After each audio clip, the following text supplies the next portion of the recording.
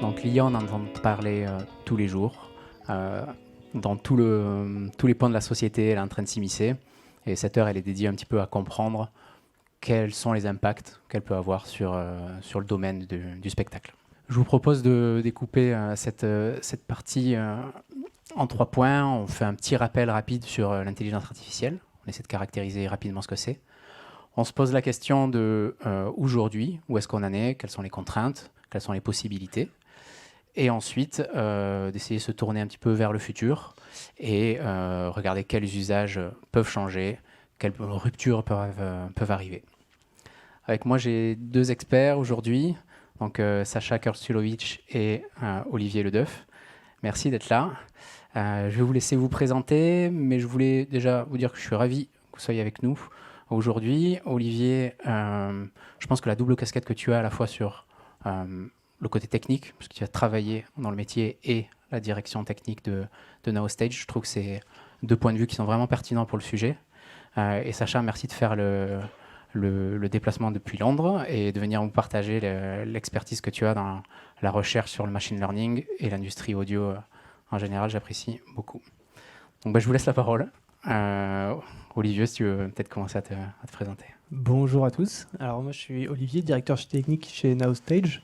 Donc nous ce qu'on développe c'est une solution automatisée de tracking humain, on suit des humains, pour le spectacle, qui est entièrement basée sur de la vision. Donc c'est une ou plusieurs caméras qui est placée au-dessus de la scène, qui va détecter les humains et les suivre. Ensuite on envoie cette position à des systèmes tiers, et libre à vous d'imaginer ce qu'on peut faire avec des positions d'humains. Pour les applications immédiates, c'est du follow spot, du son spatialisé, de la vidéo interactive, et j'en passe.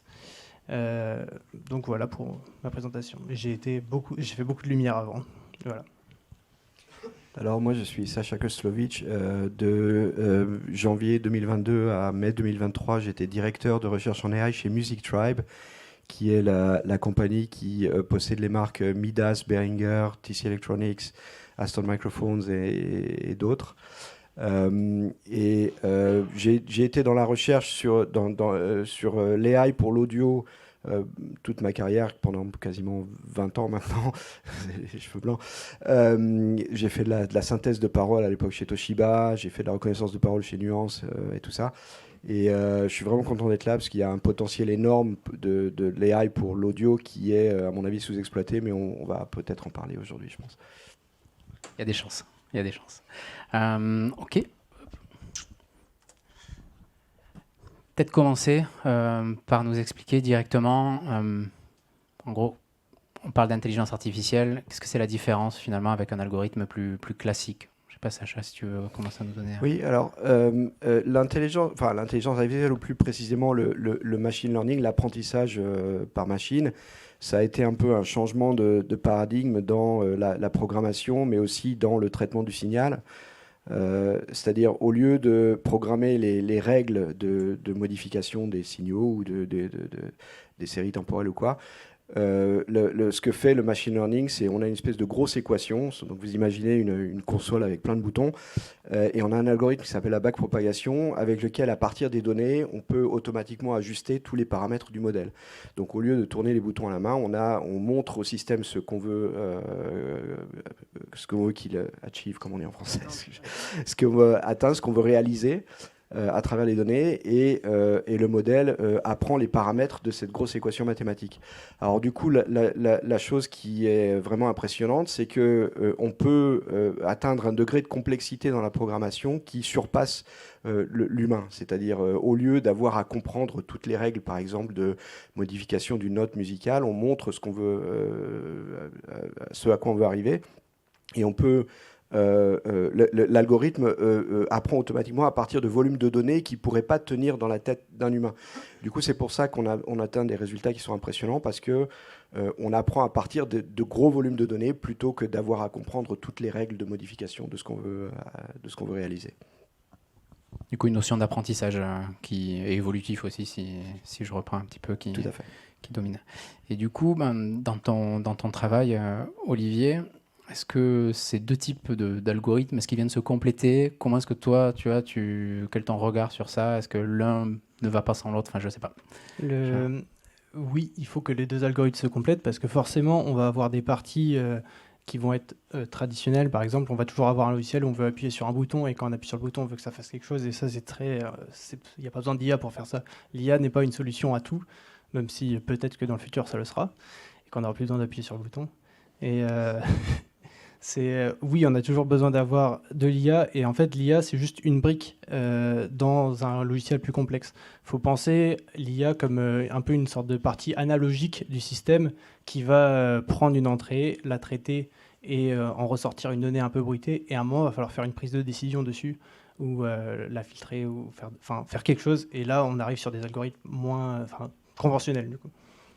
Je pense à ça justement parce que tu nous avais fait une démo la dernière fois et où justement tu avais nettement mis en valeur la différence entre le passage qui était utilisé, où l'intelligence artificielle était utilisée, et le passage où on n'en avait plus besoin, mais il y avait un paquet de choses à faire encore. Je trouvais ça assez intéressant. Donc je ne sais pas si tu fais la démo sur ton stand, mais oui, je trouve ça assez vous pouvez pertinent. passer sur le stand de Naostage si vous voulez voir une démo en live.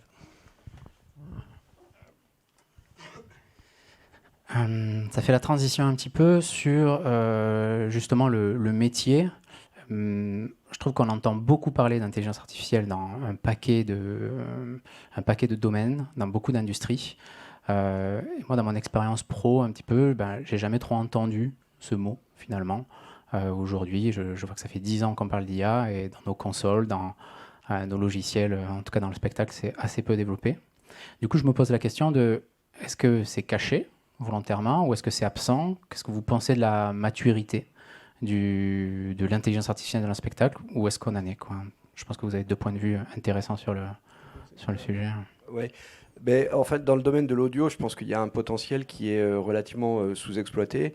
Déjà, ce qu'il faut comprendre, c'est qu'on appelle ça l'intelligence artificielle, mais c'est plutôt une forme d'automatisation complexe, quoi. C'est-à-dire à partir du moment où un algorithme est capable de percevoir des notes de musique ou percevoir des niveaux d'égalisation ou de percevoir, dans le cas d'Olivier, des images, des corps qui bougent. C'est quelque chose qui est complexe, qu'on ne pouvait pas réaliser avec des algorithmes traditionnels, mais qui a un gros potentiel en termes d'atteindre un niveau de complexité inégalé dans l'automatisation des choses. C'est-à-dire, il y a pas mal de travaux en ce moment sur l'égalisation automatique, mais qui n'est pas forcément la chose qui va aider le plus.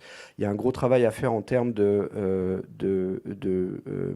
transformer les potentiels de la recherche en produits. En fait, c'est un vrai travail aussi de discuter justement avec vous, et j'attends avec impatience vos questions, parce que au final, ce qui va marcher le mieux, c'est pas les choses qu'on lit dans la science-fiction, c'est pas des robots qui vont faire de la musique tout seuls, ça tout le monde s'en fout.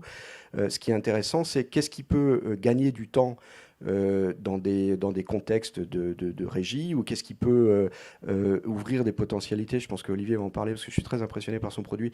Qu'est-ce qui peut ouvrir des possibilités qu'on ne pouvait pas faire avant parce qu'on n'a pas assez de bras, on n'a pas assez de gens pour le faire.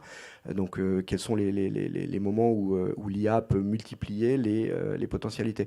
Pour moi, l'IA, c'est vraiment pas le Terminator, c'est vraiment pas la chose qui va remplacer le travail des gens, c'est plutôt le Iron Man, c'est-à-dire le scaphandre où on va pouvoir voir plus loin, aller plus vite, percevoir des choses qu'on ne pouvait pas percevoir sans l'aide de la technologie. Et pour moi, ça, c'est le potentiel. Alors, c'est un potentiel qui reste à exprimer. Donc, chez Music Tribe, on travaillait beaucoup sur des algorithmes qui pouvaient trouver leur place à la fois dans des consoles, dans des pédales et tout ça. Particulièrement les choses qui pouvaient gagner du temps en termes d'installation. Ou d'initialisation quand vous faites une balance. Les musiciens n'ont pas envie de rester sur scène, il faut aller vite, il faut être précis, tout ça. Il y a aussi beaucoup de cognitive overload, comment dire en français, de charge cognitive. Quand on a une console où il y a plein de boutons, on a 156 channels, il faut vérifier, sur quel channel il y a le Larsen des choses qu'on n'a pas vues parce qu'il y a beaucoup d'informations à gérer. Des choses comme ça sont des choses où l'IA le machine learning et l'IA en général peuvent aider beaucoup en fait à rendre le travail plus rapide, à enlever tout ce qui vous barbe en fait, l'IA peut le faire pour vous en fait. Et tout ce qui vous barbe pas pourquoi est-ce qu'on voudrait que l'IA le fasse. Donc voilà. Ouais, j'entends, donc tout reste un petit peu à venir. Il y a plein de cas d'usage que tu évoques qui sont vraiment pas encore dans nos doigts, on va dire. Est-ce qu'au niveau de la lumière et de la vidéo, tu as un petit peu ce même constat Déjà, tu parlais, c'est bizarre qu'on n'entende pas parler d'IA, qu'il y en a dans les produits. Alors, il y a un truc très particulier avec l'IA, c'est que il n'y a pas qu'une IA déjà, c'est un truc qui englobe beaucoup de choses. Et c'est un joli terme marketing qui fait très bien d'accoler sur son produit. Donc jusqu'à maintenant, la plupart des produits, en fait, un bon produit, l'utilisateur, il n'a pas à savoir ce qu'il y a dedans, il veut juste que ça marche. Et en fait, il faut qu'on continue là-dessus. C'est juste que les mecs des commerciaux, ils se sont dit, tiens, ça fait vendre de dire qu'il y a de l'IA. Alors que jusqu'à maintenant, jusqu'à maintenant, on s'était jamais posé c'est quoi les protocoles qui sont utilisés derrière, quel techno, quel stack techno. Donc, je dirais un bon produit, c'est un produit où on ne sait pas ce qu'il y a dedans, que ce soit de l'IA ou pas, il faut que ça marche et que ça apporte quelque chose à l'utilisateur. Maintenant, les trucs avec de l'IA, c'est vraiment une sorte d'exosquelette. Ça aide l'utilisateur, c'est un nouvel outil qui permet de faire plus. En fait, c'est qu'on rentre dans une nouvelle gamme d'outils qu'on n'avait pas jusqu'à maintenant, quoi. Est-ce que par rapport à ça, pour toi, il y a des freins à ce que ça se développe encore plus? Parce que je me dis, ok, on est à un seuil. Est-ce que là, on est arrivé un petit peu à un seuil maximal? Ou est-ce que pour toi, il y a des freins qui peuvent sauter encore et qui vont permettre de débloquer des nouveaux usages? Je pense qu'on est encore très loin du potentiel de toutes les technos. Aujourd'hui, on développe beaucoup de briques qui ne sont pas encore toutes reliées entre elles. Et enfin, depuis le début du logiciel, ce qu'on fait, c'est des briques qu'on relie entre eux. On passe notre temps à créer des systèmes qu'on relie avec du réseau. Dans le spectacle, c'est vraiment ça. Il y a l'équipe son, l'équipe lumière, l'équipe vidéo. Tout le monde est séparé et tout le monde se relie ensemble. C'est des briques. Et l'IA, enfin, les produits avec du logiciel IA dedans, c'est un peu la même chose. Il y a plein de mini-briques. Aujourd'hui, on est toujours en train de concevoir des briques et on n'a pas encore la brique ultime qui relie tout le monde. Ce que beaucoup de gens appellent l'intelligence artificielle ultime, enfin les GI, comment c'est en français l'intelligence artificielle générale. On en est encore très loin. Il y a de grandes chances qu'on y arrive un jour. Dans vos expériences tous les deux, est-ce qu'il y a des freins finalement, justement? Est-ce qu'on puisse plus exploiter ce potentiel? Est-ce que toi, par exemple, tu as rencontré des freins? Sacha, pareil, dans tes expériences, pour pouvoir plus facilement, tu parlais qu'il faut mettre en place des équipes, etc. Est-ce que tout ça, ça fait partie des choses qui ralentissent finalement l'exploitation de l'intelligence artificielle? De mon côté, quand on travaillait par exemple à mettre certaines choses dans les consoles, il y avait un côté difficulté d'avoir de la puissance de calcul. Enfin, c'est pas difficile en soi, mais ça nécessite un redesign, un redéveloppement du hardware. Parce qu'en général, ce qui se passe dans une console, c'est déjà au maximum de ce que peut calculer la console. Alors on rajoute un DSP en plus, on rajoute un FPGA, on rajoute une puce à droite à gauche. Mais pour les capacités de calcul nécessaires pour tourner ce qu'on appelle l'inférence, c'est-à-dire ce que disait Olivier avant, là, il y a une entrée, il y a une sortie, au milieu il y a cette grosse équation avec plein de mathématiques dedans. Avec des multiplications de matrices et tout ça, donc c'est massivement parallèle. Donc, il faudrait avoir une capacité de calcul dédiée à ça. Alors, ça s'est déjà passé dans, par exemple, les téléphones mobiles. Il y a des accélérateurs de neurones dans les iPhones, dans les téléphones Android chez tout le monde. Et ça a été possible parce que c'est des gros volumes de vente. Et il y a moins d'appétit pour le redéveloppement du hardware dans l'audio, je trouve. Mais le jour où quelqu'un met l'investissement adéquat pour faire pour avoir suffisamment pour avoir une unité de calcul, et ça n'a pas besoin d'être un super calculateur, hein, je veux dire, c'est les processeurs, hein, enfin encore une fois, on a l'exemple dans les téléphones mobiles qui font de la reconnaissance de parole, qui font un certain nombre de choses sur le mobile, c'est-à-dire même pas dans le cloud. Ça pourrait se passer dans l'équipement audio, mais il faut avoir de la vision, il faut avoir un vrai leadership derrière qui dit bon ben ok, ça coûte un certain prix de le faire, mais on sait que si on va le faire, on va avoir des capacités qui vont rendre notre produit meilleur, qui vont le mettre en pole position. Olivier, toi de ton côté, qu'est-ce qui ferait que les choses soient plus faciles finalement pour mieux intégrer les produits? La plus grosse difficulté de l'IA, c'est qu'on est toujours sur quelque chose d'analogique et en vision, on est encore sur, même si c'est des algorithmes qui datent d'il y a très longtemps, en fait, on n'a jamais un taux de réussite à 100% sur les modèles qu'on va entraîner. C'est toujours en fait des modèles qui vont essayer, dans le modèle, on va avoir des équations qui vont essayer de modéliser et décrire la réalité, mais ça reste toujours une approximation de la réalité. Donc forcément, il y a des cas qui vont être un peu ratés à côté. Donc, dans tous les cas, dans la plupart des cas, c'est juste, ok, bah, c'était un cas qu'on n'a jamais vu dans l'entraînement sur le dataset, donc on peut fine-tuner et tout ça. Ça prend du temps, ça prend il faut avoir la capacité de le faire, c'est pas tout le monde qui peut, même si ça devient de plus en plus facile. Mais c'est quelque chose qui peut freiner, je pense, l'adoption, la peur, et puis la peur de l'inconnu, de plus maîtriser la technologie, quoi. Enfin, de ce qu'on utilise. Et comment, dans la même direction, comment l'accès à Internet, finalement, est-ce que ça peut faciliter ce genre de choses? Je pense à on en parlait tout à l'heure, des puissances de calcul qui soient déportées, ou alors des datas qui soient plus facilement synchronisées. Est-ce que vous pensez que ça peut améliorer? Dans quel cadre? Alors nous, dans le spectacle, on est dans un milieu très particulier où si on dit qu'il faut être connecté à Internet et qu'on dépend d'un serveur tiers pour que le spectacle se passe bien, je pense que ce sera juste un no-go sur le produit directement. L'autre problématique de ça, c'est que, alors, on voit, tout le monde a vu ChatGPT récemment avec OpenAI qui sort des produits excellents et donc ils proposent des services entièrement basés cloud. On pourrait utiliser ça, sauf que ça rend les clés du moteur à une seule personne et en fait on devient dépendant d'un truc enfin c'est juste pas compatible, je pense, avec le modèle du spectacle aujourd'hui qui se veut temps réel, qui doit marcher tout le temps, être super fiable et marcher dans n'importe quel environnement.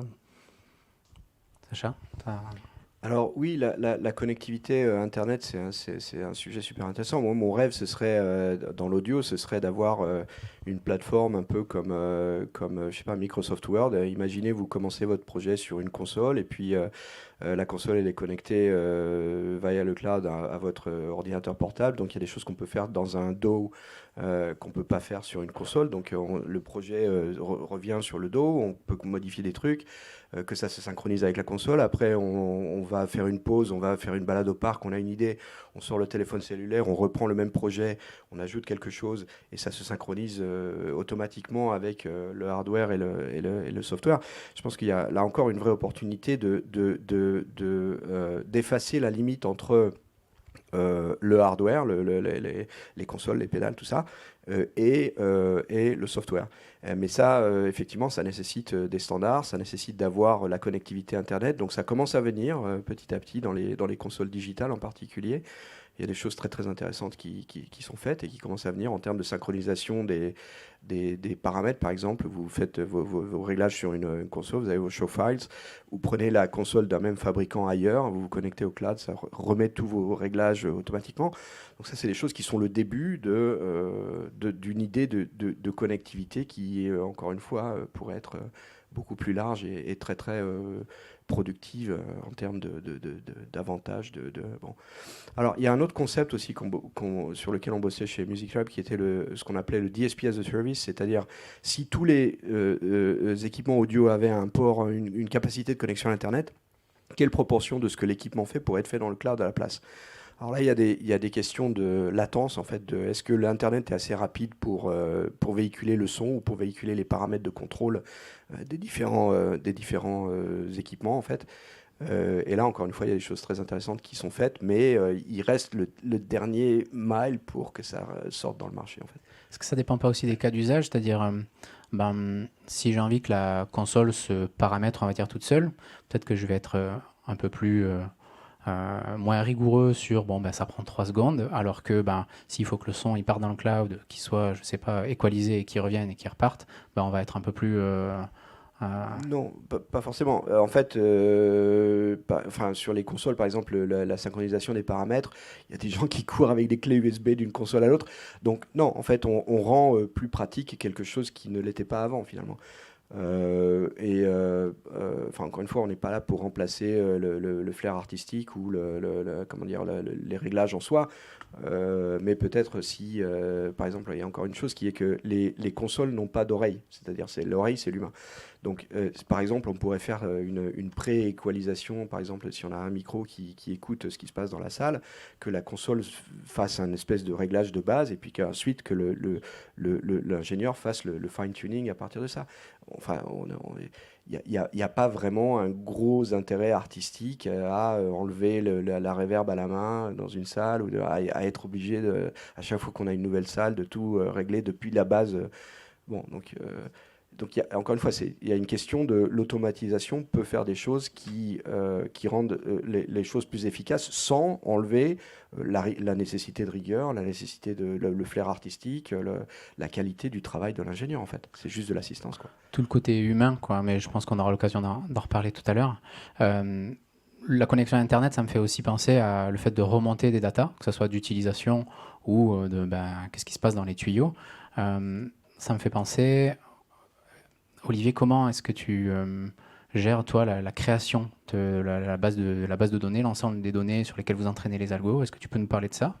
Ou savoir un petit peu, est-ce que c'est pas un challenge de récupérer des données qui sont un peu rares, j'ai l'impression? Oui. Oui, c'est un très gros challenge. Donc nous, nos données, c'est des enregistrements vidéo principalement, des méta-informations sur la scène, les dimensions, où le capteur est placé, ce genre de choses. On récupère pas les données en live pour des raisons opérationnelles très évidentes. Et souvent, en fait, ça va être après une prestation, après un machin, quand il y a eu des enregistrements de la scène intéressante ou des cas qui n'ont pas marché, ça va être l'occasion, enfin, les gens juste connectent leur serveur à Internet et nous, on va venir pouvoir récupérer à ce moment-là. Donc a posteriori, finalement. C'est ça. Ok. Et du coup, on parle pas mal des freins. Je me dis, il y a pas mal de verrous technologiques qui sont importants. À côté, j'ai l'impression qu'on a une taille de marché de l'industrie du spectacle qui n'est pas non plus énorme face à d'autres secteurs. Pour vous, comment est-ce que les industriels se placent par rapport à ces défis-là? Je ne sais pas, toi, Sacha, depuis, on va dire, l'intérieur, peut-être Olivier, depuis la relation que tu dois avoir aussi, je doute, avec les plus grosses sociétés à quelles vous avez affaire. Alors, moi, mon sentiment, c'est que l'industrie, elle est un peu divisée entre des grosses compagnies qui ont concentré des marques de hardware, en fait, et qui sont relativement statiques, j'ai l'impression, et une galaxie de startups qui font des trucs super intéressants, mais dans le domaine du cloud et du software. Il y a par exemple Roex à Londres qui fait de l'égalisation automatique, il y a Lander en Amérique qui fait du mastering automatique. Bon, pour du consumer, c'est-à-dire là, c'est pas pour les professionnels du spectacle, mais c'est des choses qui sont des briques technologiques en fait, qu'on pourrait réutiliser dans des cas professionnels plutôt que des cas consommateurs, quoi, en fait. Et que ces deux choses ont du mal à se connecter. C'est-à-dire, là encore, il y a une opportunité qui est que les gros industriels du hardware s'intéressent peut-être un peu plus. Alors maintenant, quel est l'appétit ou Bon, si on a une console qui a été la rockstar des consoles depuis 10 ans et qu'on ne l'a pas particulièrement modifié, que ça continue à être la rockstar, pourquoi est-ce qu'on se bougerait pour le faire, quoi. Mais bon, donc c'est ça, il y a peut-être une rencontre, une connexion qui manque entre j'allais dire les dinosaures du secteur et des petites structures qui innovent à fond la caisse, en fait, et qui ont des années d'avance, en fait, sur les gros du secteur, en fait. Alors, les gros du secteur, si vous êtes dans la salle, il faut qu'on en parle. Après, quand on est gros, il vaut mieux attendre que les petits grossissent et les racheter. Alors, oui, mais bon, là, ça se passe pas. Il y a beaucoup de petits à racheter, en fait. Bon, il y a des questions de choses qu'on peut révéler ou pas, mais comment dire, il pourrait y avoir un peu plus de ce genre de choses. Alors, par exemple, les gens qui font des choses intéressantes. Donc, il y a Native Instruments qui a été très fort qui est toujours très fort dans le hardware pour la production musicale et les DJ, qui n'est pas une des plus grosses boîtes, mais ils se sont mariés avec Isotope qui fait de la correction automatique de certaines choses, avec Brainworks, je crois, qui fait des plugins et tout ça. Et donc là, il y a vraiment cette notion d'écosystème et d'effacement de la limite entre le hardware et le software qui s'opère en fait. Il y a Arturia aussi qui est dans une bonne position, qui a d'un côté les synthés hardware et puis d'un autre côté les plugins pour la production du son, et qui fait des choses qui sont un peu entre deux. On essaie d'avoir une expérience cohérente entre ce qu'on fait dans le hardware et ce qu'on fait dans le plugin. C'est-à-dire que le synthé sonne la même chose que le plugin, donc on peut faire des maquettes dans l'ordinateur, et puis après quand on est sur scène, quand on joue, ça joue exactement le même son de ce qu'on a préparé dans l'ordinateur. Donc, mais à part ces deux-là, je peine à trouver des compagnies qui ont réussi ce genre d'hybridation. Alors après, bon, encore une fois, je suis pas là pour, je sais pas pourquoi en fait. Il faut qu'on en parle, il faut qu'on change cette industrie. Mais bref, mais là, il y a du potentiel, quoi. Voilà. Ok, merci. Bah, du coup, je trouve que ça me fait penser un petit peu à la suite.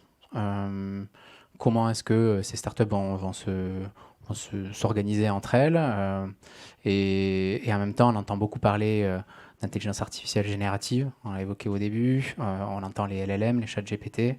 Je me pose la question de quelle comparaison on peut faire avec la transition de l'analogique numérique qu'on a vu il y a, je sais pas, plus de 20 ans. Est-ce qu'il y a une comparaison à faire? Est-ce que, je sais pas, quel est votre avis chacun sur ça? Peut-être Olivier. Très bonne question, et très, très vaste aussi. En passant de l'analogique au numérique, on a eu un changement, je pense. Alors, j'ai pas trop connu ça, on va dire. Même C'est ça, un peu jeune. On va dire, moi, j'ai connu en lumière, j'ai connu le passage du DMX au réseau. Donc, on va considérer que c'est ça le passage, même si c'était pas de l'analogique, le DMX. On va considérer que c'est ça mon passage au numérique. Le passage à des outils assistés par IA, donc ce serait une nouvelle étape. C'est juste la continuité. C'est vraiment juste, en fait, passer au numérique, c'est plein de nouveaux problèmes où il faut avoir des nouvelles formations pour comprendre ce qui se passe.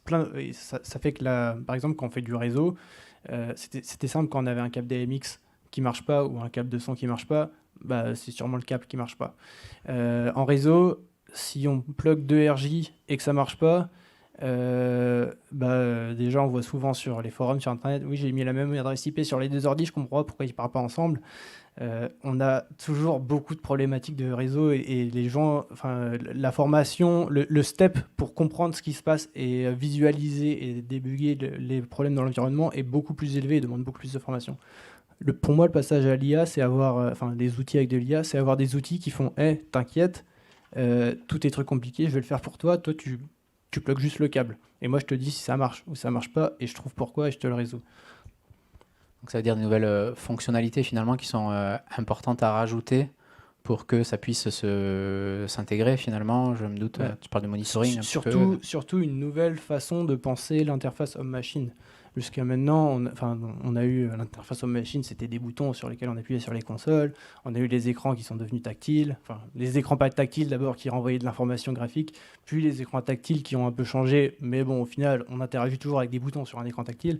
Et les modèles génératifs, donc je pense qu'il faut vraiment séparer les modèles génératifs qui génèrent des images de diffusion, ce genre de choses, et les LLM qui représentent en fait une nouvelle façon d'interagir avec les machines, où en fait on va pouvoir avoir, on a déjà ça un peu dans notre téléphone, les voice to text, où on parle, ça écrit tout seul. Maintenant, ce texte qui est transcodé depuis la voix, on va pouvoir le plugger dans un autre truc qui va pouvoir aller appuyer tout seul sur des boutons à ta place. C'est ça la prochaine étape, quoi, l'étape logique. Je te vois aussi de la tête. Sacha. Oui, alors ça, c'est effectivement sur le niveau des interfaces. Je pense que la comparaison en termes de rupture technologique entre le passage de l'analogique au digital et du digital à l'AI, c'est une comparaison pertinente. Dans le sens où effectivement ça implique ça a un bénéfice en termes de pouvoir faire des nouvelles choses qu'on ne pouvait pas faire avant, mais ça a aussi un coût en termes de ce que mentionnait Olivier, en termes il faut comprendre comment ça marche, il y a toute une nouvelle manière de penser qui vient avec, quoi. Donc, mais on est je pense au milieu de ça en fait, mais c'est une comparaison tout à fait pertinente, ouais, c'est un saut technologique. Du coup, avec des ruptures dans les usages, plus que vraiment des petites améliorations, j'ai l'impression enfin, ça me fait beaucoup penser aux bandes magnétiques dans le son, où il y avait un pan de l'industrie qui a fini par, on va dire, s'évanouir avec des gens qui montaient les bandes, des gens qui les chargeaient, des gens qui faisaient les rappels des consoles au papier et au stylo. Euh, Comment est-ce que vous avez un point de vue sur l'évolution des métiers? Je n'ai pas envie de parler de remplacement, mais en tout cas, comment est-ce que les choses vont se développer? Est-ce que vous avez un avis sur ça? Ça va faire des nouveaux métiers, ça va en retirer aussi, mais ça va principalement retirer les métiers ennuyants, répétitifs et facilement automatisables, où les gens sont déjà remplaçables en fait et pas forcément bien traités et reconnus dans leur métier. Et ça va être remplacé par des métiers plus intéressants. Alors il y en aura peut-être moins, il y en aura peut-être plus, on ne sait pas. Ouais, bon après, comment dire, souvent on approche ces questions sous l'angle de la peur, en fait, du oh my god, c'est le Terminator, ça y est, ça va remplacer. Bon, pas forcément. Déjà, il faut savoir de quoi on parle, de quel métier. Effectivement, les gens qui coupaient les bandes magnétiques, est-ce qu'ils ont retrouvé un autre job après, tout ça. Enfin, il faut pas non plus fantasmer là-dessus. Après. On peut aussi approcher ça sur le plan comment dire, de potentiel et de l'évolution. Il y a une vidéo sur YouTube assez intéressante, en fait, une interview de l'ingénieur du son de AC/DC. Je crois que ça doit être sur le channel de Midas ou quoi, où il parle de la console Midas, et puis il est oh là là, mais quand le digital est arrivé, j'étais attaché à ma console analogique, moi le digital jamais et tout. Bon, puis après ils m'ont montré la console digitale. Là maintenant c'est tellement super. Là maintenant la console digitale, rien d'autre, c'est le truc ultime. Not over my dead body, like personne va m'arracher ma console digitale. Donc il y a eu un peu une transformation à partir du moment où l'utilisateur a compris ce qu'il pouvait faire avec. Il y a aussi un émerveillement et un potentiel qui vient avec. Donc les gens peuvent apprendre aussi, enfin les mecs qui faisaient des bandes magnétiques, peut-être que maintenant ils font des boutons à la place ou je sais pas quoi, du digital. Et je pense que dans cette industrie en particulier, les gens aiment se tenir au courant. Enfin la preuve c'est qu'on a une salle pleine aujourd'hui, c'est que les gens, enfin les utilisateurs, enfin vous quoi, vous aimez vous tenir au courant quand il y a eu le CD, quand il y a eu le DAT, le 48 kHz, est-ce que c'est bien, est-ce que c'est pas bien. Après tout le monde se fait son avis, mais il y a un côté invention permanente, en particulier dans la technologie musicale, qui est plutôt positif et plutôt séduisant, quoi. Du coup, comment est-ce qu'on peut accompagner? Alors, soit tu l'évoquais à partir de nouvelles fonctionnalités, de réinventer l'interface homme-machine, mais comment est-ce qu'on peut accompagner les gens pour justement qu'ils puissent avoir plus d'adoption du produit et un meilleur suivi finalement, que les gens utilisent plus facilement, mieux? Est-ce que vous avez des pistes sur ça, Faire des interfaces plus intuitives. Ouais. Déjà, le jour où on aura des LLM intégrés dans tous les logiciels qu'on utilise, on aura directement soit un chat, soit on pourra parler au logiciel et demander déjà bonjour, moi j'ai ça comme formation, comme background, explique-moi vite fait, je veux faire ça, fais-le pour moi ou explique-moi comment le faire. Et je pense que tout le monde a utilisé ChatGPT dans la salle. Et est-ce que vous avez, je pense qu'il y aura des questions après. Moi j'ai utilisé ça pas mal pour me former sur des questions auxquelles je n'avais zéro connaissance. Et en fait, c'est une sorte de discussion et ça permet d'avoir des pistes, des recommandations vers où aller, vers où se former. Et je pense que c'est une nouvelle interface homme-machine, comme j'avais dit. Et c'est le but d'une interface, n'importe laquelle, c'est d'être intuitive. Et ces outils vont donner plus d'intuitivité que jamais. Oui, en fait, je pense que qu'est-ce qui va faire que les... Enfin, la clé de cette question, c'est que les utilisateurs comprennent le potentiel, ou bien que les gens qui fabriquent la technologie le fassent pour les utilisateurs. Il y a une espèce de cercle vertueux. En fait, dans l'innovation, il y a deux approches. Il y en a une qui est l'approche à la Steve Jobs, qui est les gens ne savent pas ce qu'ils veulent, mais quand on leur montre quelque chose d'excellent, ils vont l'adopter. Et puis, il y a l'approche plutôt Amazon, où on va demander aux utilisateurs, on va tout tester, les utilisateurs savent mieux que nous, et donc on va faire des enquêtes, et on va... Bon. Et en fait, la vérité, elle est un peu au milieu, c'est-à-dire on propose des choses, et puis ça ah tiens, oui, non, ça c'est intéressant, mais ça fait pas exactement ce qu'on voudrait, ce serait mieux si ça faisait ça à la place. Ah ok. Donc on réitère. Est-ce que c'est plutôt ça que vous voulez? Ah oui, non, ça commence à être vraiment intéressant. Et c'est quand on est dans ce cercle-là avec les utilisateurs que les choses deviennent vraiment tangibles et vraiment utiles, quoi. Donc il n'y a pas l'un ou l'autre qui a la vérité. Il faut qu'en termes d'innovateurs dans l'IA, qu'on propose des choses convaincantes, mais aussi que les utilisateurs nous disent ah non, ça serait super si l'IA faisait ça. Et c'est ça qui fait le succès finalement au final. Et des retours que vous avez, je pense qu'on a balayé pas mal de cas d'usage qui étaient assez différents, que ce soit dans la préparation d'une prestation, pendant l'exploitation. Je pense qu'on en a parlé pas mal. Vous, le potentiel d'amélioration, vraiment, vous le sentez vers où finalement? Est-ce que c'est plutôt en amont, plutôt pendant la presta, plutôt après? Est-ce que vous avez un avis sur ça, Il y a tellement de choses. Enfin, il y a disons, l'IA pour l'audio, c'est un terrain de jeu énorme en fait. Il y a plein de choses à faire pendant, avant, après. Quand c'est pendant la prestation, donc il y a des choses qui sont par exemple de l'intelligence artificielle perceptive qui perçoit des choses et qui déclenche quelque chose en réponse. Là, il y a 2 semaines, j'étais à une conférence qui s'appelle Izmir, qui est Music Information Retrieval. C'est différentes villes chaque année, mais bon, c'était à Milan. Et il y avait des artistes qui montraient des choses où la musique déclenchait des choses sur l'éclairage automatiquement, quoi. Donc ça, c'est pendant la prestation, c'est des choses qui peuvent aider la création artistique en donnant des nouvelles potentialités. Après, il y a, comme je disais avant, la préparation avant le spectacle où il faut aller vite, il faut être précis, tout ça. Donc dans quel cas est-ce que l'IA peut détecter des choses? En termes de système de dialogue de ChatGPT, le jour où on a une console où on dit hey, on a déjà ça dans le téléphone, hey Siri, appelle-moi machin au téléphone. Si on a hey console, mets-moi 3 dB de plus sur le channel 368 au lieu d'avoir à faire comme ça, voilà quoi. Ou bien la console qui détecte des problèmes, donc on parlait du câble cassé ou quoi, qui détecte automatiquement sur quel canal il y a du feedback ou bien sur quel canal il y a de la saturation et qui peut potentiellement donner des conseils de base du genre il y a un truc sur lequel on bossait, c'était l'alignement des phases entre les micros qui est un casse-tête incroyable, mais ça c'est des choses qui sont en termes de maths et d'optimisation, c'est des choses qui peuvent se résoudre mathématiquement, quoi. Donc ça c'est la préparation, enfin le world is the limit, quoi. Il y a plein de choses à faire pour autant qu'on ait le leadership et l'investissement dans ce domaine, quoi. Répondre à ta question, ce serait comme avouer qu'on a déjà atteint le maximum dans un des domaines, et non. plutôt encourageant du coup. Ok. Ben, merci. J'ai encore pas mal de questions, mais je vois que l'heure tourne, donc peut-être on a un micro, on peut en faire tourner même plusieurs si vous voulez. Si vous avez des questions, je vais faire passer un micro. Il nous reste une bonne vingtaine de minutes encore, donc profitez-en, vraiment. Et soyez pas timide, hein, parce qu'on est vraiment là pour répondre à vos questions, en fait. Ils sont timides. Yes, merci beaucoup déjà pour la conf, c'était hyper intéressant. Il y avait, je trouve, une notion un peu de framework de comment voir les prochaines steps avec la résolution des problèmes, tout ce qui est aussi interface vocale. Moi, j'avais une question pour Sacha sur l'audio.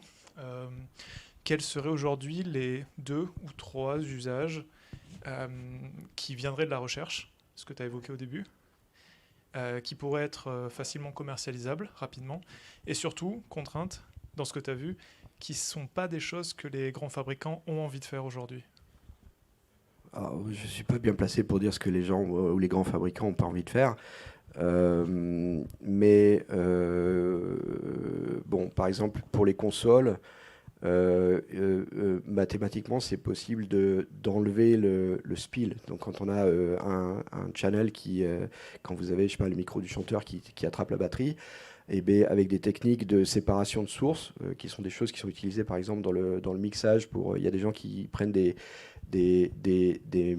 masters pour lesquels ils n'ont pas les tracks séparés en fait, et qui reséparent les tracks pour pouvoir faire un remixage en Atmos plutôt qu'en stéréo. Bon.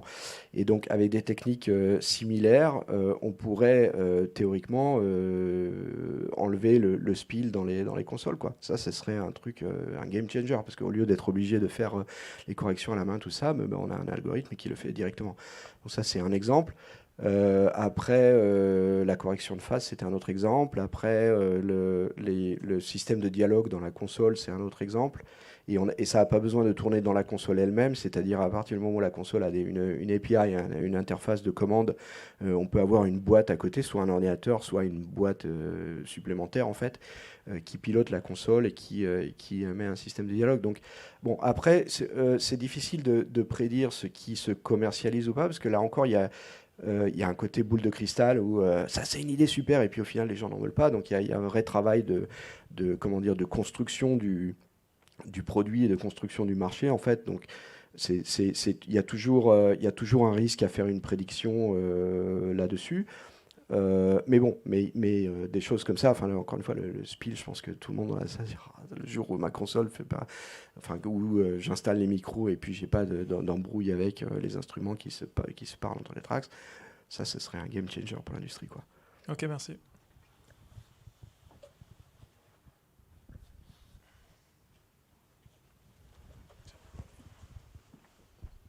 Bonjour.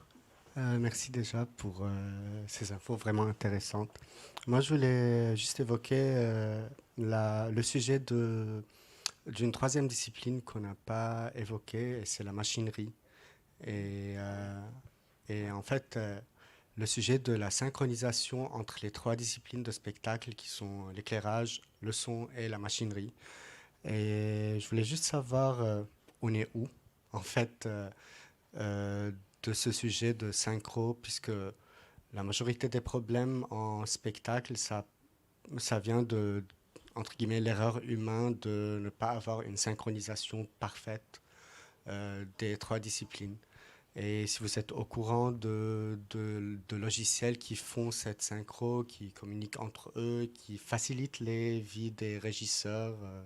Ben voilà, on a un business plan. Vous donnez votre carte de visite et puis avec le monsieur avec le chapeau, là, on fait un business. Encore une fois, il y a beaucoup de choses à faire, mais il faut l'appétit, il faut l'investissement, il faut le leadership derrière et tout ça. Mais oui, ça c'est un problème tout à fait solvable par l'IA ou le machine learning, quoi. Enfin, toi, tu as des choses qui sont dans le domaine de la synchro entre la musique et la... C'est ça. Alors, j'ai essayé de pas faire trop de com ou de marketing sur notre produit. Il faut aller voir. Moi, je vais le faire parce que j'ai vu son truc et c'est incroyable, quoi. Tout ce qu'on a parlé là, vous regardez le produit de Nowtone et Nowstage, pardon. Et immédiatement, là, on comprend tout de suite comment la IA peut aider. Alors, nous, on a un produit qui, justement, se situe entre tous les systèmes tiers. On n'est pas des lumières, on fait pas partie du son, de la lumière, voilà. On est vraiment un système où on envoie des données de position à tout le monde. Donc, typiquement, pour la machinerie, j'imagine qu'il y a le cas de vérifier qu'il n'y a pas quelqu'un sous un pont ou sous un truc pendant que ça descend, ou voilà. Par exemple, les vols complexes. Il y a tellement de choses qui sont très très complexes en machinerie qui doivent être synchronisées avec l'éclairage, le son. Et c'est là où on se pose les questions de synchro. Alors, c'est facile de dire l'IA est une solution à tout. Je pense que la solution vient en cas par cas. C'est souvent très dur de décrire exactement quel est le problème et qu'est-ce qu'on veut résoudre. Et déjà, quand on arrive à décrire concrètement quel cas, on peut penser à trouver une solution. Après, toutes les solutions ne seront pas IA dans le futur, je l'espère. Techniquement, je pense que c'est possible. Il y a, par exemple, dans le domaine des spectacles de drones, en fait, il y a des problématiques il ne faut pas que les trajectoires des drones entrent en collision, en fait. Et il y a des algorithmes qui sont peut-être pas forcément des algorithmes d'IA, mais enfin, le machine learning en soi, c'est un problème d'optimisation. C'est-à-dire, on a un espace de paramètres et on fait des maths pour atteindre un optimum. Et en ce qui concerne les spectacles de drones, en fait, c'est un algorithme d'optimisation qui évite, qui calcule les trajectoires, qui précalcule les trajectoires du show pour éviter les collisions. Et donc, il y a probablement moyen de faire quelque chose de similaire. Après, il y a aussi une question de standards de communication. On en parlait avec Olivier. Il faut qu'il y ait quand même des choses qui soient des standards industriels pour la manipulation des machines. Si chaque théâtre a son système à soi, ça devient plus difficile d'établir un standard. Mais encore une fois, le jour où je sais pas, on fait notre business de synchronisation de la machinerie et puis on voit que ça marche dans 1, 2, 3 théâtres, ben les autres ils vont regarder et on dit ah bah oui, ça c'est pas mal en fait. Donc ça évite des erreurs humaines, ça évite des problèmes de synchro. Bon, mais il faut en faire la preuve. Ouais.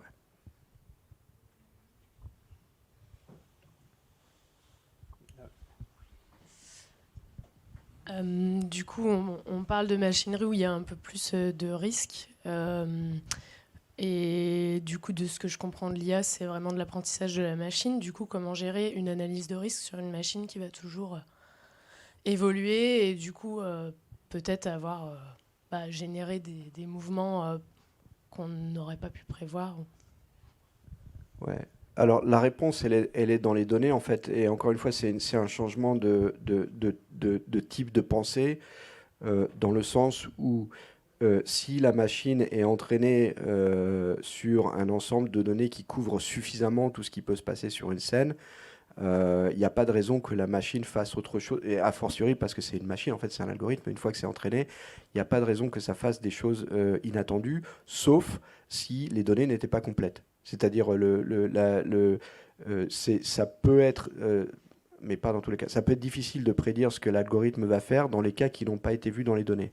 Bon, mais du coup, ça transfère le problème, enfin la solution plutôt sur l'enregistrement des données, quoi, en fait. Il y a ça, et il y a aussi le fait que certains de ces algorithmes d'IA sont une forme d'interpolation, c'est-à-dire dans des cas qui n'ont pas été vus, si c'est des cas qui sont encadrés par les cas qui sont des cas normaux, en fait, la machine peut, l'algorithme peut faire quelque chose qui est entre deux cas qui sont des cas normaux. Donc, encore une fois, il n'y a pas forcément lieu d'avoir peur en quelque sorte de la boîte noire. Il faut effectivement faire des tests et faire du kilomètre de tests pour être sûr que ça ne va pas faire n'importe quoi. Mais comment dire, c'est valable avec des systèmes de frein dans les voitures. Enfin, c'est valable avec tout, quoi, finalement. Donc bon, si le design de la collecte de données, de l'entraînement du système est bien fait, et si on comprend aussi la nature de l'algorithme derrière, non, le truc va pas forcément faire l'algorithme ne va pas faire forcément des choses inattendues. C'est pas comment dire, c'est pas une fatalité, quoi. Ça dépend de comment ça a été fait au départ. Et c'est un peu le but même de l'IA qui est de fonctionner dans des cas d'utilisation qu'elle a jamais vus. C'est l'interpolation, c'est ce qu'on disait avant. Ouais. C'est capable. Il y a une capacité, ce que ça s'appelle la capacité de généralisation, en fait. Donc selon les données qui ont été utilisées pour entraîner, l'algorithme est capable ou pas de généraliser. Et donc, c'est des gens comme nous qui font des choses qui sont capables de généraliser, quoi, en fait. Et oui, on parlait de frein tout à l'heure, et c'est peut-être, je pense que je l'ai mentionné, c'est typiquement dans un cas très complexe comme ça qui ne correspondrait pas à un dataset d'entraînement. C'est un cas qui n'a jamais été vu. Nous, on a souvent encore ce cas-là sur nos systèmes de tracking où tous les spectacles et les choses sont différents et il va souvent y avoir des nouveaux cas. Et c'est là où il faut être avec un système où on est en mesure de dire ok, là on est avec un cas qui ne marche pas, on enregistre, on est capable de collecter la donnée, de la transformer dans une donnée exploitable pour l'entraînement, de lancer l'entraînement et d'avoir un nouveau modèle de cette IA dédié à cet usage ou alors de rajouter dans le gros modèle qui marche tout le temps. C'est tous les algorithmes IA s'améliorent parce que le dataset va s'améliorer dans le temps, quoi. Et des nouveaux cas particuliers vont être ajoutés et ajoutés et ajoutés. Et plus on a des cas particuliers, plus en fait on va réduire cette zone d'ombre de cas non couverts dans le fonctionnement prévu d'un algorithme. Au fond. Bonjour. Je voulais rajouter un quatrième secteur dans l'événementiel, la vidéo. Particulièrement à Montréal, on utilise de plus en plus l'IA par exemple pour précoder certaines choses sur du Python, par exemple. Précoder via ChatGPT les plugins qui s'en sont sortis. Ma question serait plus rapport sur le fait qu'on essaie de synchroniser les 4 domaines. Mais est-ce que la multiplication des protocoles de communication, parce qu'il y en a de plus en plus en réseau, dans chaque domaine, rien qu'en vidéo, il y en a 6 ou 7 maintenant, différents et majeurs, est-ce que cette multiplication-là ne va pas être un frein au développement de l'IA? Il ne faudrait pas avoir un canal commun au final. J'ai l'impression que justement on tend plus sur une uniformisation des protocoles. En vidéo, c'est peut-être un peu différent parce qu'il y a beaucoup de lobbying, je pense. Sur chacun veut pousser son protocole pour faire payer des royalties. Je pense que les protocoles qui vont gagner sont les protocoles qui sont human readable, donc qui sont des protocoles qui passent en réseau avec juste des caractères de texte et qui peuvent être facilement interprétés par n'importe quel modèle de langage qui vont pouvoir comprendre ce qui passe.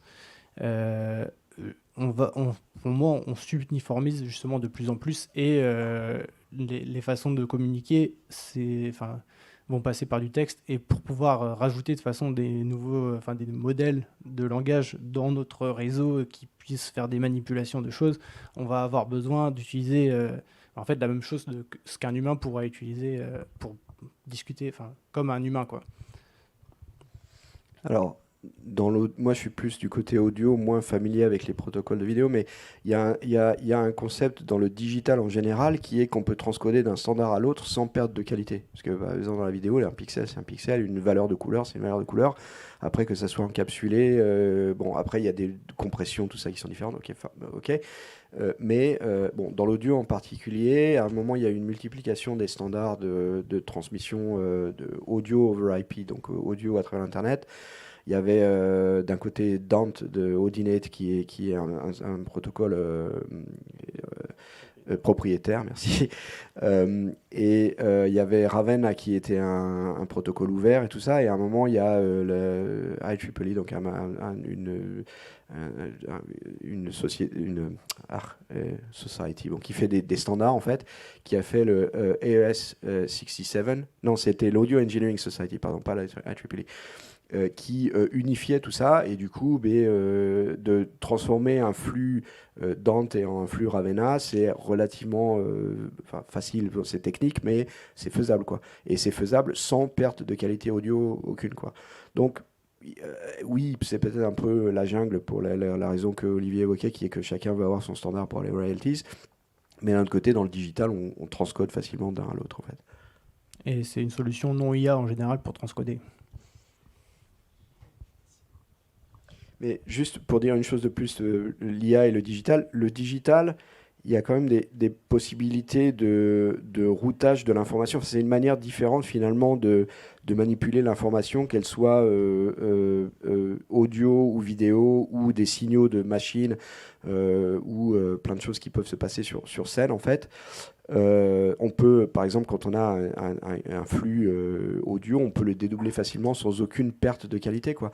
Donc il y a une flexibilité dans le digital qui est au final qui est un peu la base de l'IA, parce que quand on parle de données, la plupart des données qu'on utilise pour entraîner les IA, elles sont collectables parce qu'on a des disques durs pour enregistrer les choses et on peut enregistrer des plus gros volumes qu'avant. On peut enregistrer maintenant rapidement, facilement, d'une manière fiable.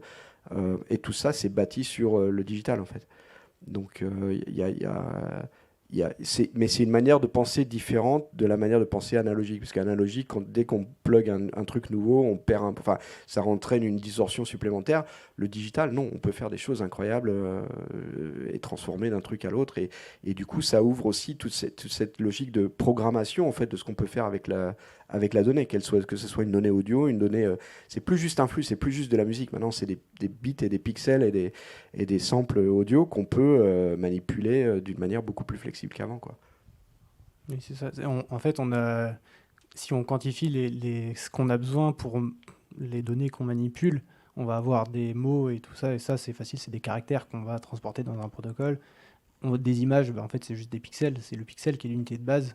Et le son, j'y connais rien, mais j'imagine il y a un sample, quoi. Ouais, c'est ça, c'est le sample.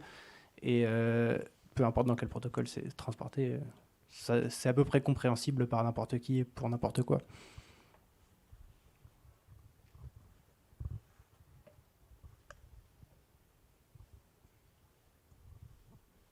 Il y a une question au fond à droite pour toi.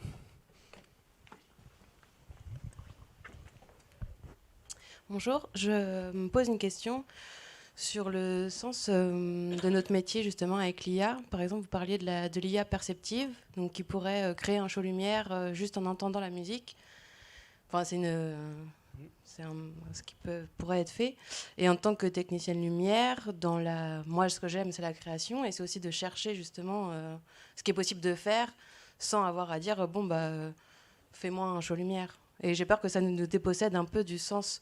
C'est ma vision, mais justement, j'aimerais avoir votre vision là-dessus. Alors, déjà, il y a pour expérimenter, alors on n'a pas ce genre d'outil aujourd'hui, mais on a un peu l'équivalent qui existe avec la génération d'images et génération de vidéos, et même génération de texte, où c'est des outils qu'on peut utiliser de deux façons. On peut dire à ChatGPT, écris-moi un livre, ou alors on peut écrire quelques idées rapidement et lui dire de mettre en forme ce paragraphe. Et je pense que n'importe quel outil génératif qu'on va avoir pour, imaginons un show lumière, c'est qu'on peut avoir, on va pouvoir l'utiliser, on va l'utiliser des deux façons. Et forcément, si on lui dit génère-moi un show lumière entier, ça va faire un truc très bof et ultra basique. Et si par exemple on lui donne un tableau qu'on a imaginé, on lui donne un peu les intentions artistiques et on peut lui demander vas-y génère-moi 10 variations de tel effet ou de telle chose comme ça. En fait ça va devenir un outil qui va permettre d'explorer plus loin et d'explorer plein de pistes en parallèle que on aurait passé. En fait ça va retirer le fait de programmer parce que par exemple en lumière, souvent quand on va chercher des effets, on va aller un peu customiser des petits paramètres, voir un peu comment ça passe jusqu'à se trouver quelque chose qui va bien.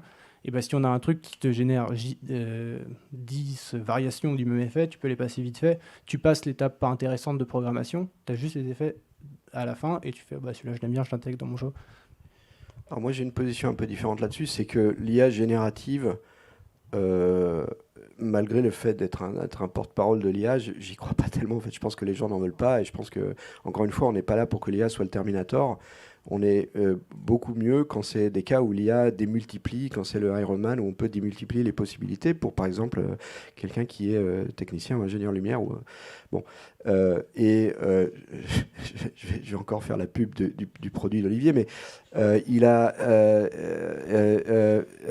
un système où il y a les gens sur scène, en fait, et puis le système peut suivre jusqu'à 16 personnes différentes sur scène.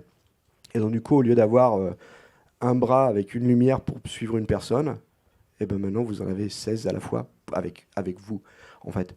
Donc là ça crée des possibilités de faire des choses beaucoup plus larges. Peut-être qu'on peut en colorer un d'une couleur, l'autre d'une autre, et je pense que il faut prendre ça comme un outil de démultiplication des possibilités, pas comme un outil de remplacement. Et je pense que l'IA elle est à sa meilleure expression quand elle produit ce genre de choses où soudain on peut faire des choses qui sont plus grosses, plus rapides, plus artistiques finalement qu'avant, plutôt que de générer... Enfin, encore une fois, ce que disait Olivier, c'est si l'IA génère un truc, ça risque d'être un truc un peu moyen, un peu vanille et tout ça. Donc, non, il y aura toujours une place pour les gens qui font des shows de lumière qui sont impressionnants et tout ça. Mais par exemple, dans la lumière, je sais pas, quand il y a eu les LED, par exemple, les différents types de... du coup, on avait je sais pas, hier, j'étais au concert de Dathie Fryer à Cambridge.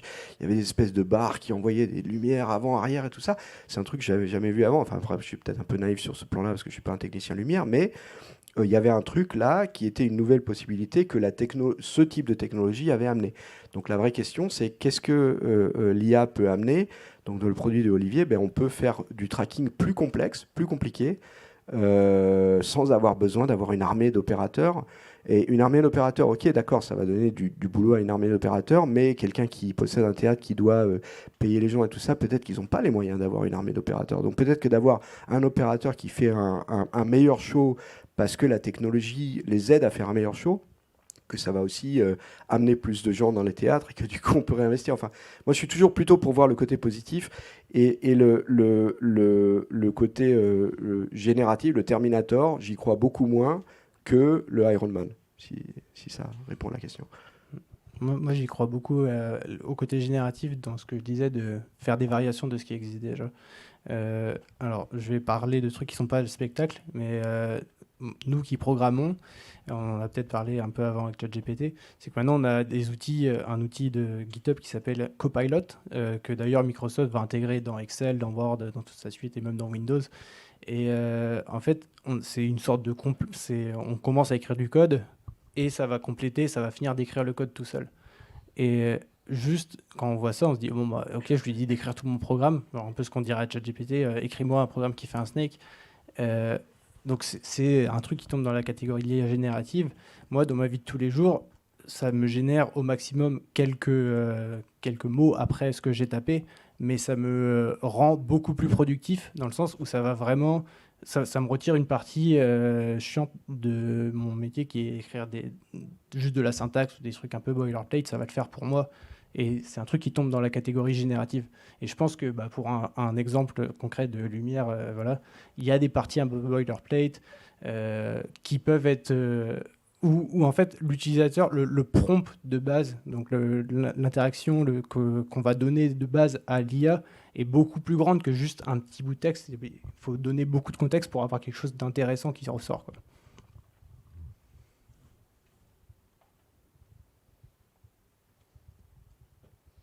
Alors là-dessus, il y a aussi une vidéo YouTube intéressante où quelqu'un a demandé à ChatGPT de programmer une pédale de guitare, de programmer un effet, je sais plus, un effet wah-wah ou quelque chose.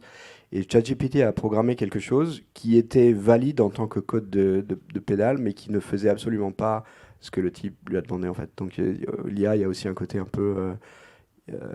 il faut comprendre que des fois c'est formellement correct, mais factuellement incorrect, quoi, en fait.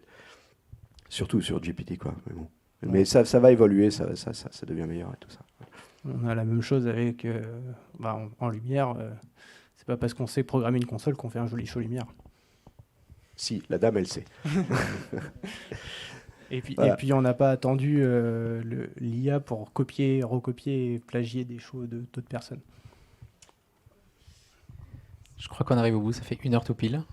On a encore un petit peu de temps s'il vous reste des questions. Mais last chance, dernière chance pour la question du jour. Allez, ben merci beaucoup. Merci Sacha, merci Olivier, merci à vous. Je vous souhaite une bonne journée. Merci d'être venu. Bonne journée.